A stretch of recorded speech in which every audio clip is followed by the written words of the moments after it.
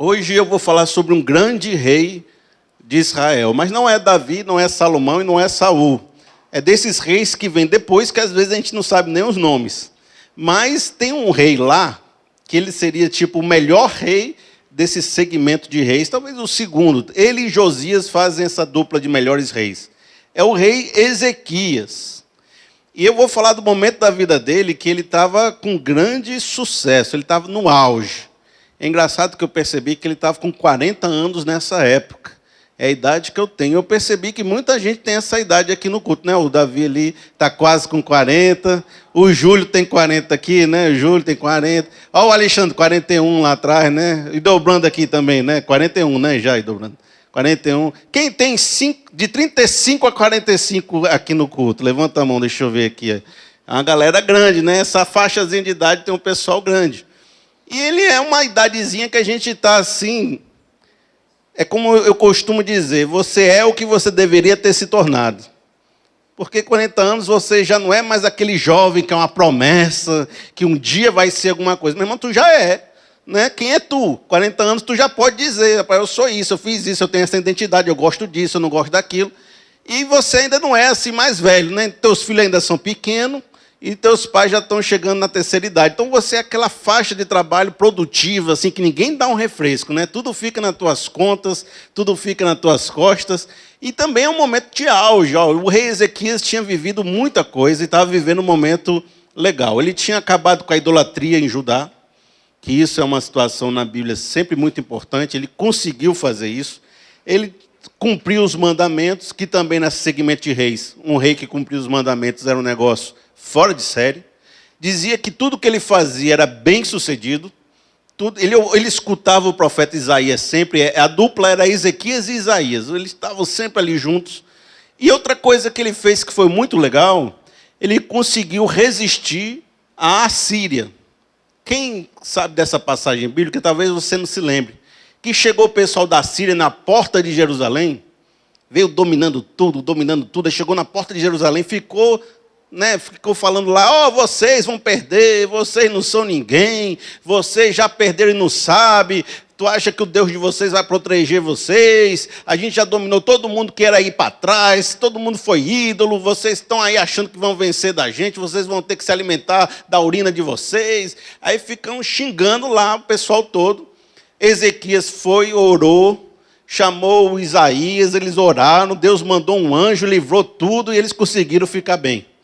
Então veio assim, a Síria destruiu Israel, quando chegou na porta de Jerusalém, ela teve que voltar, porque Deus protegeu. Então ele estava um rei vitorioso.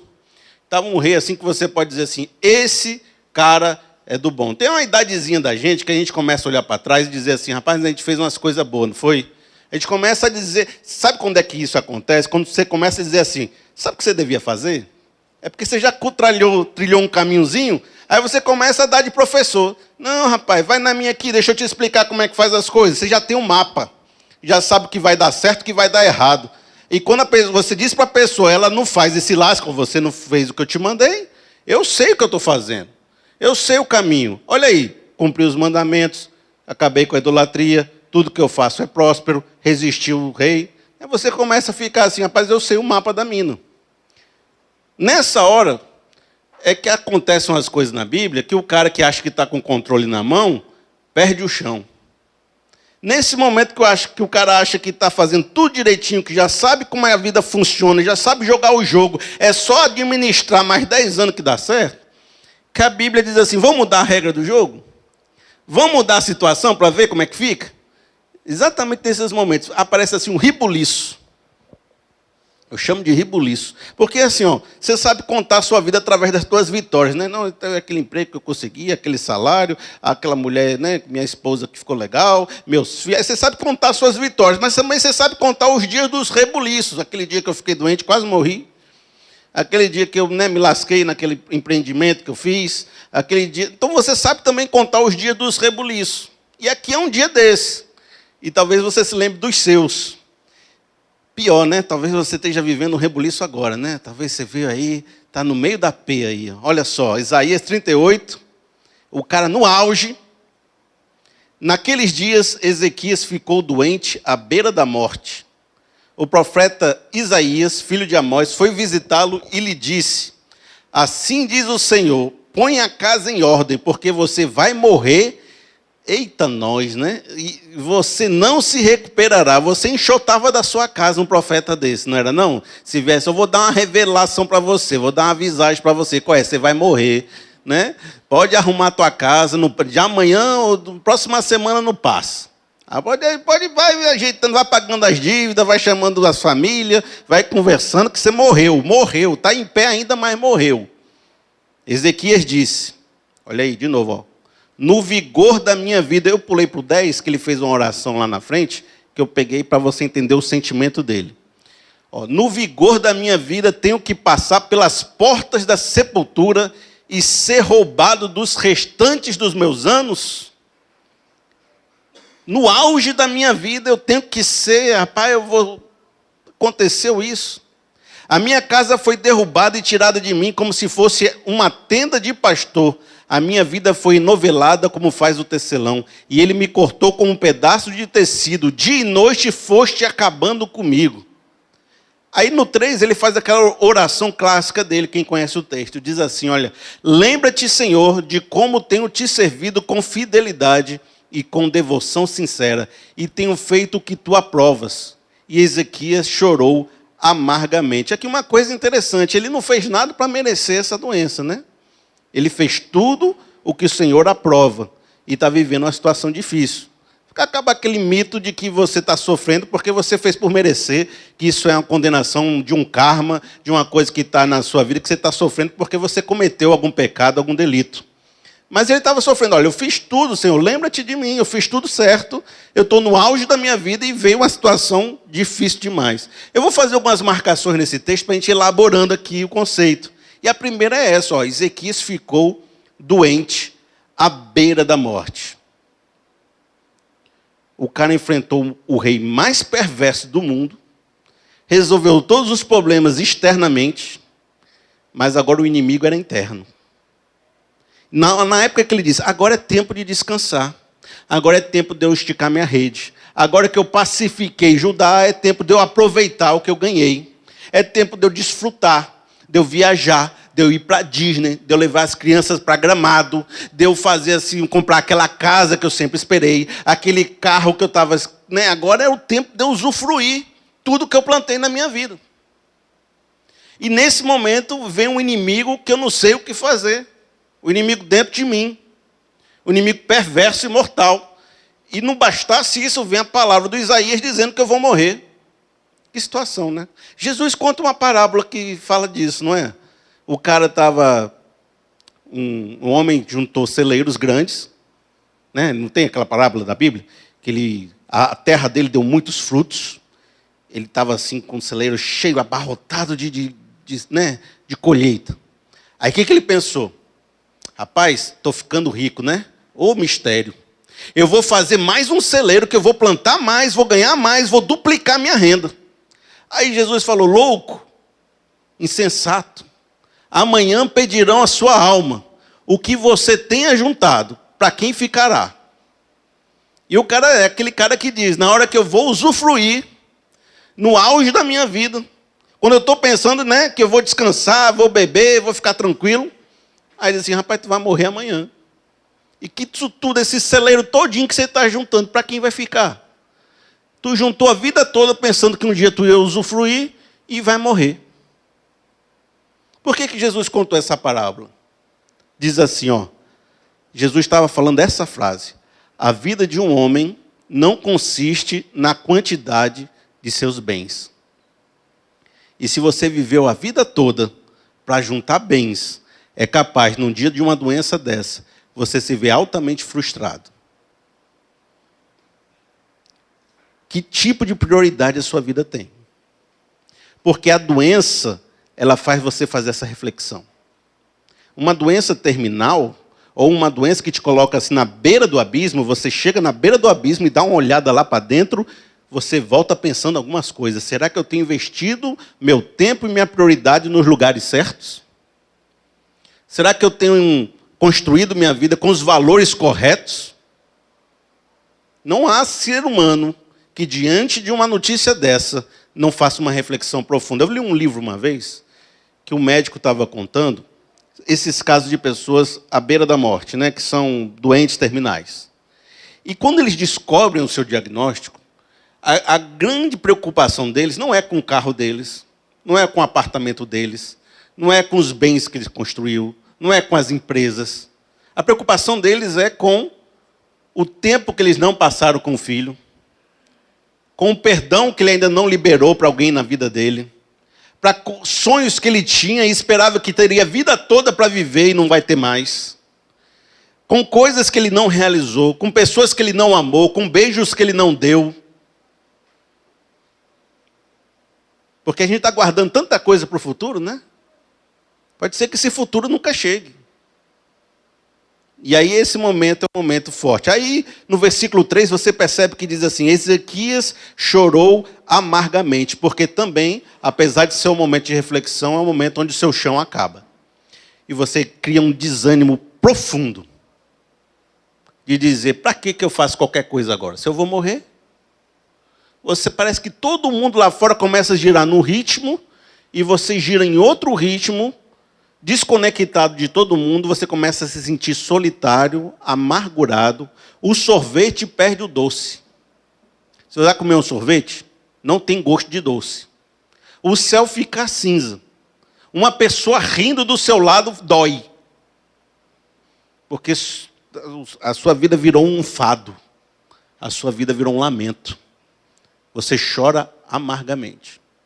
Mas acontece que depois de Ezequias ter feito essa oração, aconteceu uma outra situação. Está em 2 Reis 20, eu vou pular para essa história lá em 2 Reis, que vai continuar a história. Diz assim, olha: antes de Isaías deixar o pátio intermediário, a palavra do Senhor veio a ele. Então Isaías estava assim conversando, falou: tu vai morrer, cara, tu vai morrer. Aí o cara começou a orar ali, e Isaías saiu, foi deixando, né?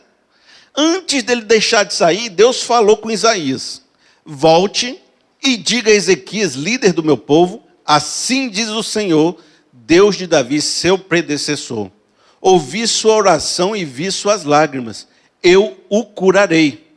Daqui a 3 dias você subirá ao templo do Senhor. Acrescentarei 15 anos à sua vida. E livrarei você e esta cidade das mãos do rei da Síria. Defenderei essa cidade por causa de mim mesmo e do meu servo Davi. Ezequias havia perguntado a Isaías: qual será o sinal de que o Senhor me curará? Então o profeta Isaías clamou ao Senhor. E este fez a sombra recuar os 10 graus que havia descido na escadaria de Acais.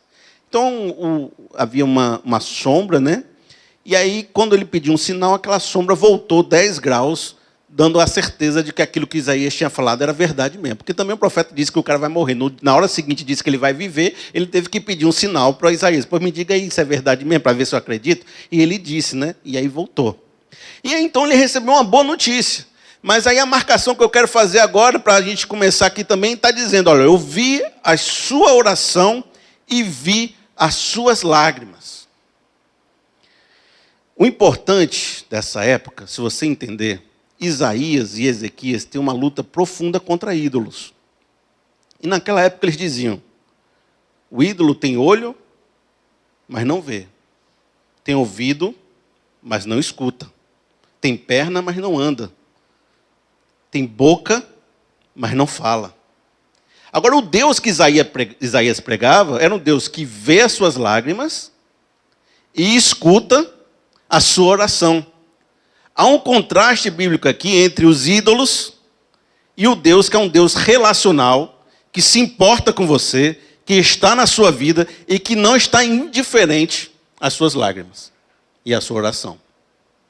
Interessante que Jesus fala muito disso. Ele diz o seguinte: olha, se você quiser conversar com Deus, esquece essa oração que você faz no meio do pátio. Esquece essa oração que você faz no meio do povo para se amostrar. Entra no seu quarto, tranque a porta, lá sozinho, não tem ninguém te vendo lá, né? No seu quarto, está sozinho. Ninguém sabe o que você está fazendo lá. Ore a Deus lá, e o Pai que te escuta em secreto vai fazer o quê? Te recompensará. Então há uma recompensa para quem ora, para quem ora de verdade, para quem coloca a sua vida em oração, para quem não está fazendo isso por vaidade, para quem não está fazendo isso para aparecer, mas se coloca sempre diante de Deus, com o coração aberto, entregue. O que Jesus está dizendo, mesmo que você esteja lá em secreto e ninguém saiba que você está lá, Deus está ouvindo a sua oração.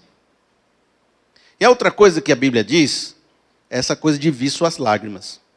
Tem um Salmo 126 que diz assim, olha, aquele que semeia com lágrimas, com cantos de alegria colherão.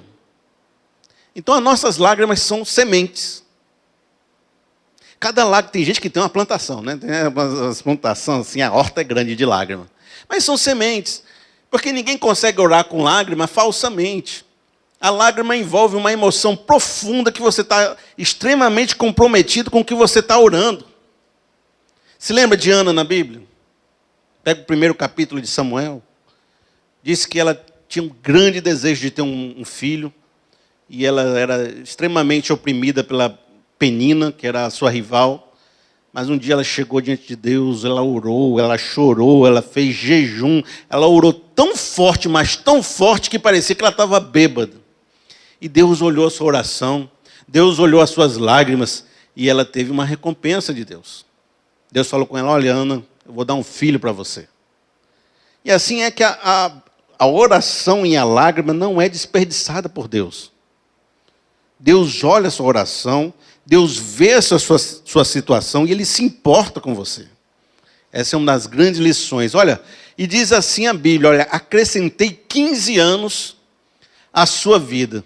Aí o que a gente pensa? Ó, vem um rebuliço, vem o clamor e a oração, vem a resposta de Deus e os 15 anos. Esse é um padrão lógico na Bíblia. Você está vivendo uma apreensão, você está vivendo um problema, você está vivendo a dificuldade, coloque o joelho no chão, que o homem de joelhos é um gigante na fé. Coloque seu joelho no chão, que Deus vai ouvir, vai responder sua oração, ainda que não seja a resposta que a gente queira. Mas Deus sempre responde.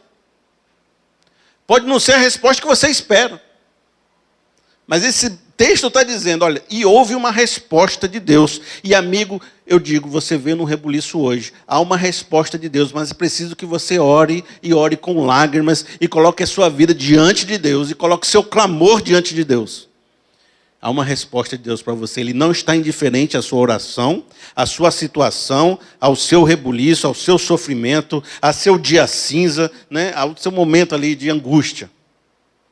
E é legal na Bíblia esse negócio dos 15 anos, né? Tu vê que Isaías é aquele profeta exato. Ele diz assim, tu vai morrer.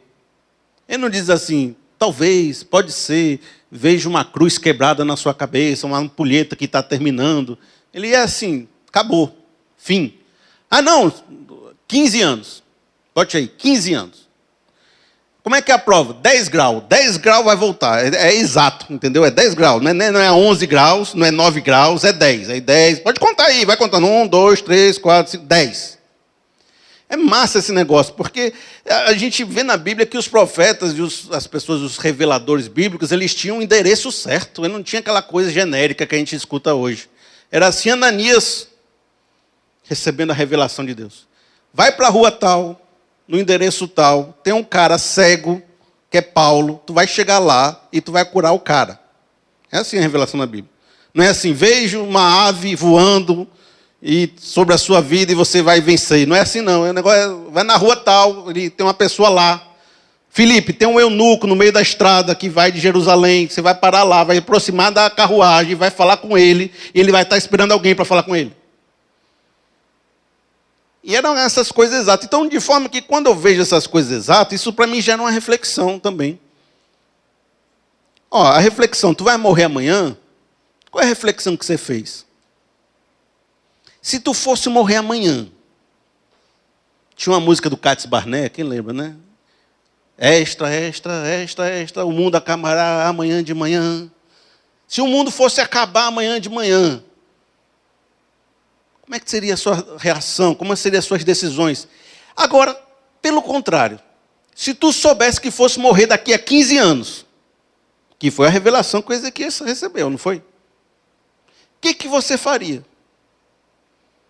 Você tem 15 anos de vida só para frente. Só, né? Ou muito, né? De repente tem gente que está no lucro. 15 anos de vida para frente.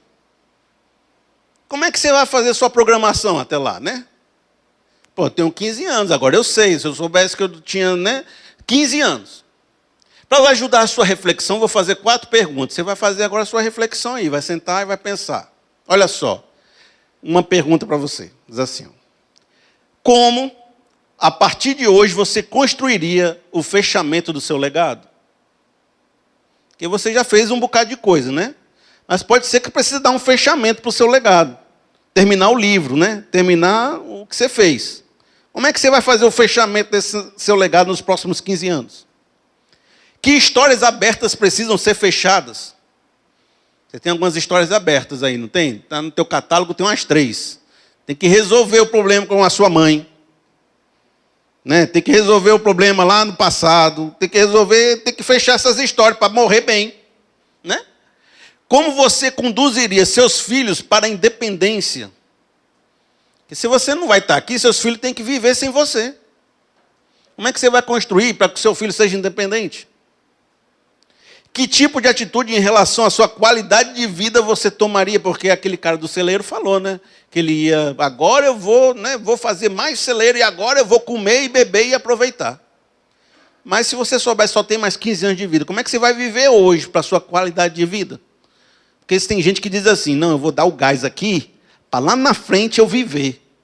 Mas se você não tiver lá na frente, como é que você vai viver hoje e trabalhar hoje? Né? Como é que vai ser? Sabe como é que eu gosto de fazer essa reflexão? Pensando 15 anos para trás. Quando eu tinha 25 anos. Se Deus chegasse para mim e dissesse que eu tinha 15 anos de vida, eu teria tomado as decisões que eu tomei? Porque eu ia morrer agora com 40, né? Aí Deus falou, quando eu tinha 25, ó, tu vai morrer com 40. Eu estaria satisfeito com tudo que eu tomei de decisão? Eu faria as mesmas decisões? Minha vida, se eu soubesse que ia terminar com 40, eu teria feito a mesma coisa que eu fiz? Faça aí essa ideia, né? Alguns exemplos de coisas que podem ser feitas em 15 anos. A Candeias. A Candeias tem 14 anos de vida. Em 15 anos foi uma história construída, não foi? Né? Se chegasse assim, ó, Dobrando, tem 15 anos aí, o que você vai fazer? Eu vou fazer a Candeias. Aí deu certo. Está aí, construído. Você pode fazer uma Candeias. Um projeto de Deus na sua vida. Olha, eu virei pastor, tem aí dentro dos 15 anos, eu mudei de profissão. Meus filhos têm menos de 15 anos, eu tive filhos durante esses 15 anos. Você pode ter filhos ainda, pode ter uma vida inteira pela frente. Agora, esse tipo de conversa que eu estou fazendo com vocês é uma conversa conhecida para gerar um pouquinho de culpa no coração de vocês, né? Tipo assim, como você se vê daqui a 5 anos no seu trabalho? Aí você vai, oh, meu Deus, eu estou ruim. Como é que você vê daqui a 15 anos? Ah, meu Deus, ter com mais decisões novas da minha vida. Porque todo mundo tem a sua bagunça.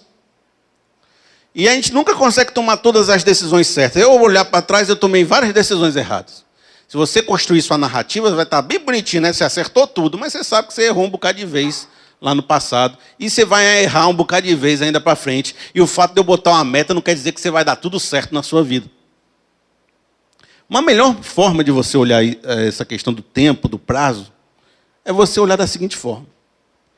Se lembra da mordomia cristã, que eu conversei com vocês? Toda a sua vida é de Deus.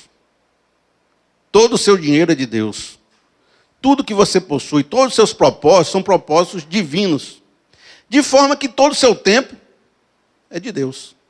Se você viver pensando nisso, você não vai pensar em meta, você não vai pensar em 5 anos, você não vai ficar pensando em prazo, você vai pensar no hoje. Como é que hoje eu posso viver meu tempo para servir a Deus, de maneira que eu vá fazendo uma missão nesse mundo e sendo uma expressão do Senhor nessa terra? Se você viver assim, seja porque deu certo, seja porque deu errado, você vive uma vida sem arrependimentos. Você olha para trás e diz, eu fui fiel, eu caminhei com Deus, eu fiz as decisões sempre dentro da vontade de Deus, e eu não tenho arrependimentos. O que eu poderia ter sido feito melhor, eu fiz na presença do Senhor, fiz o que eu pude. Se não aconteceu, foi porque não era para ter acontecido, e você começa a ter um sentimento de realização muito mais profundo. Por isso não é ficar pensando 15 anos para frente ou 15 anos para trás, é de que forma eu estou vivendo e pelo qual princípio eu estou vivendo a minha vida. Porque se eu estiver vivendo um princípio divino dentro de mim, eu vou ter uma vida que vai me alegrar muito, e meu tesouro vai ser um tesouro, mesmo que não seja na terra, será um tesouro no céu. E ainda que não tenha posses aqui, eu sei que meu tesouro está guardado até o dia final. Então é um princípio de você entender que toda a sua vida e todo o seu tempo deve ser usado em nome do Senhor. Mas dá essas reflexões, né? Por exemplo, como é que foi que o Ezequias viveu seus 15 anos? Você conhece a Bíblia? Você sabe que não foi legal, né? Os próximos 15 anos dele. E aí, o que você vai fazer com os próximos anos da sua vida? Sabe o que aconteceu? Aconteceu um negócio, ele mudou um pouquinho o jeito dele de ser. Até então você vai perceber que ele sempre estava obedecendo os mandamentos.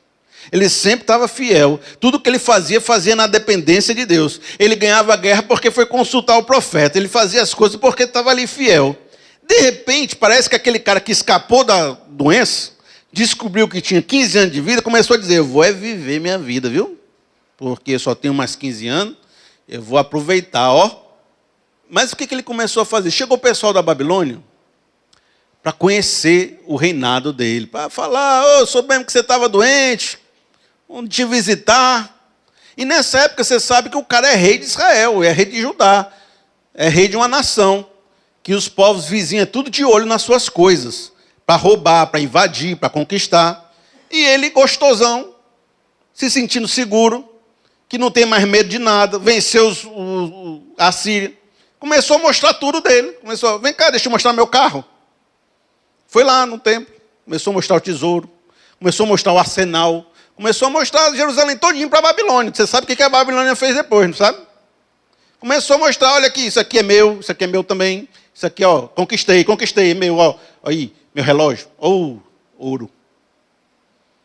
Rolex, aí, que conquistei, isso aqui, tudo meu. Começou-se a mostrar. Tu sabe que Davi, quando fez isso lá atrás, levou uma praga de Deus monstruosa, né? Que ele teve que fazer aquela passagem que ele disse, não oferecerei sacrifício que não me custe nada. Foi para apaziguar o negócio, que ele quis fazer o censo, e Deus falou, você está confiando nos teus exércitos, Davi? Fui eu que te dei vitória até hoje.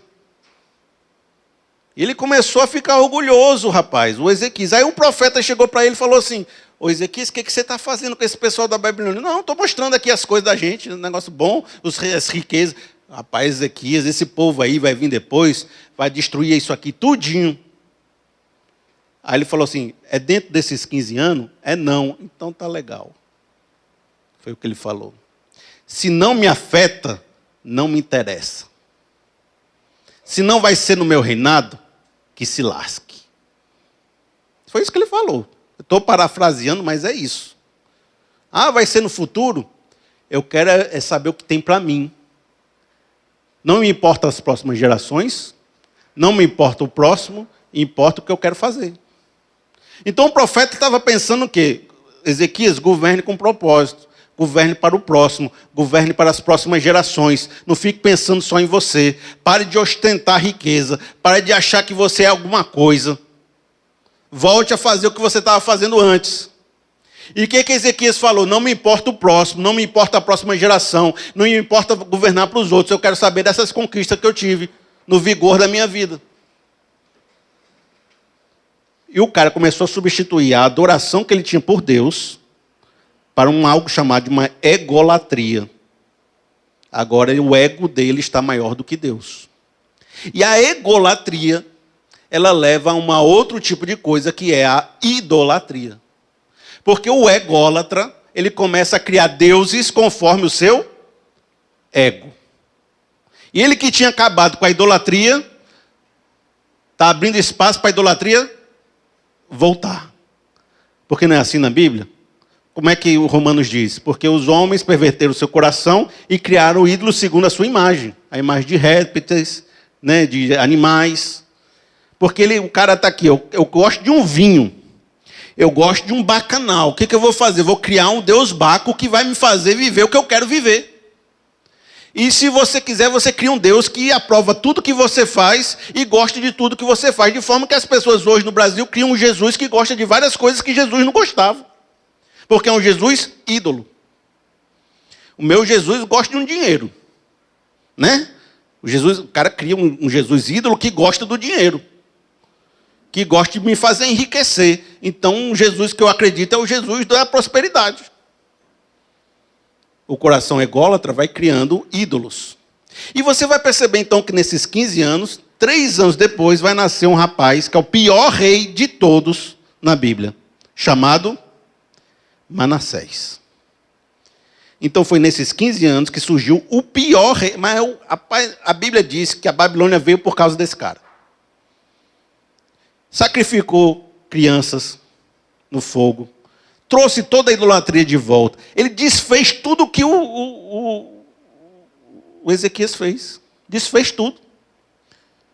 E como é que começa o princípio de ter um filho que nasce numa casa de um rei que era bom e é o cara mais mal acabado do mundo? Começa com uma idolatria, que abriu espaço para a idolatria, que fez o filho dele derramar de vez. Aí o cara orou a Deus, fez o melhor reino de todos, estava bem, resistiu aos inimigos, abre espaço nos próximos 15 anos que recebeu uma bênção de Deus para dar vazão ao ego. O ego levou a idolatria e o filho dele ficou o pior rei de todos na história de Israel. Aí, difícil, né? Essa história é tensa. Mas sabe o que eu volto aqui a refletir com vocês? Isaías 38:1 diz assim. Foi o primeiro versículo que a gente leu. Naqueles dias, Ezequias ficou doente à beira da morte. O profeta Isaías, filho de Amós, foi visitá-lo e lhe disse, assim diz o Senhor, ponha a casa em ordem.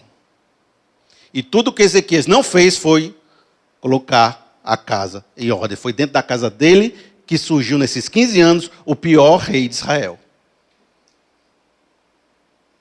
Meu irmão, põe a casa em ordem. Essa doença está vendo para você estabelecer suas prioridades, perceber o que você está fazendo de errado e olha que vai surgir na tua casa um princípio de destruição aí. Ele não botou a casa em ordem e surgiu uma grande destruição. Por isso eu gosto da história do Josué. Você lembra do Josué? O que ele fez? Conquistou toda a terra prometida. Conquistou o território, conquistou tudo, fez tudo em nome de Deus. No final, ele chegou assim para todo mundo e disse, olha, conquistei território tal, está aqui ó, a escritura. Aqui você, território tal, você é da tribo de qual? Está aqui território tal para você.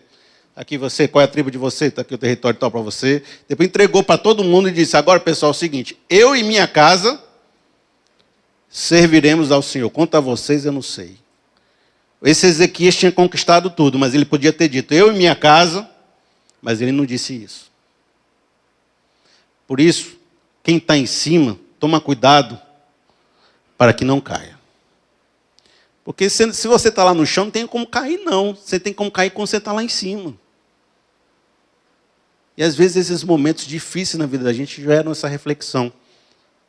Como é que está a sua casa? Como é que estão seus relacionamentos? Como é que está a sua vida cristã? Como é que está o seu gerenciamento do tempo? Como é que você tem vivido essa vida sem arrependimentos, olhando para trás, servindo ao Senhor, botando a sua casa em ordem e dando graças por tudo que Ele fez, dizendo, tudo que eu tenho na minha vida foi Deus. Ou tem surgido aí no seu coração um broto de ego, um broto de orgulho, um broto que vai gerar um Deus ídolo e vai acabar corrompendo, levando aquele... areiazinha assim do cupim. Sabe aquela areiazinha do cupim, do móvel? Tem lá na sua casa, tem uma areiazinha que fica no chão assim, né? De onde vem essa areiazinha? Você vê um móvel. Aí está ali aquele buraquinho. Aquilo ali vai corroendo o móvel todinho por dentro. Você acha que está inteiro, mas por dentro está todo mundo podre. Começa assim, com a areiazinha. A gente deu abriu o coração para essas coisas e deu uma abertura para todo o legado ser destruído. Todo o legado que Ezequias construiu, o seu filho destruiu. Põe em ordem a sua casa. A gente vai cantar uma música agora que fala sobre essa casa. Eu ainda queria fazer uma oração no final do culto com vocês. Ela fala sobre eu e minha casa serviremos a Deus. E hoje é um desafio que eu estou trazendo para vocês. Um desafio para você pensar o que eu vou fazer nos próximos 15 anos da minha vida. Que sabe o que eu vou fazer nos próximos 10 anos da minha vida? Será que eu vou fazer nas próximas semanas, no próximo mês, no próximo ano? De que forma eu vou viver minha vida, de levar e continuar esse legado que eu estou construindo? Uma dica para você. Põe em ordem sua casa. Eu e minha casa serviremos ao Senhor. Eu vou viver essa vida gerindo o tempo como se esse tempo fosse divino, como se esse tempo fosse de Deus.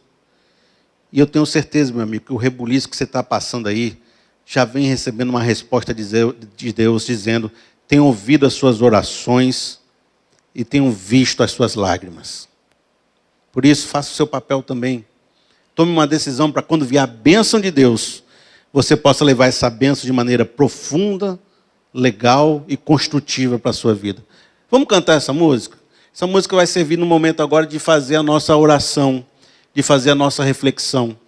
E eu peço que você entregue a sua vida agora, os seus próximos anos, diante de Deus.